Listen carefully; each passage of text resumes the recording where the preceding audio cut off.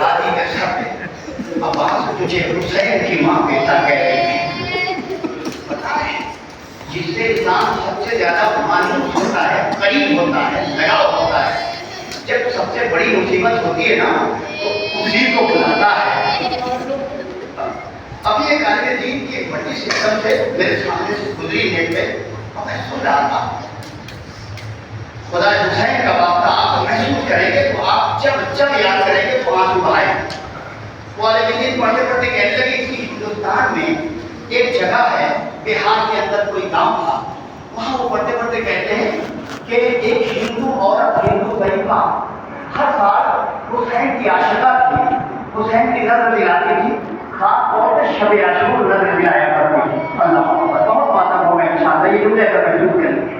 शब आशूर एक साल फिर वो हस्बे दस्तूर आई और उसने हुसैन की नजर के लिए सामान रखा ताकि के पास, और बड़ी देर तक इंतजार करती रही कि कोई आए जो हुसैन की नस्ल दे दे। अल्लाह अकबर, कोई आए तो हुसैन की नस्ल दे दे। बहुत देर हो गई, जब कोई ना आया तो इसने आसमान की तरफ सर उठाया, आवाज दी है परवरदिगार तू तो हुसैन को बहुत चाहता है, ए अल्लाह किसी को भेज दे। बड़ी देर से मैं नजर हुसैन के लिए बैठी हुई हूँ, कोई नस्ल देने वाला नहीं है। इतना कहना था कि सईफा को किसी के आने की आवाज महसूस हुई। अब जो सईफा ने पीछे मुड़के देखा तो अस्ते वफादार पे सवार एक नकाब पोश आया, सईफा के सामने खड़ा हो गया और आवाज दी सईफा हट जा, मैं नजरे इमाम देने आ गया हूँ।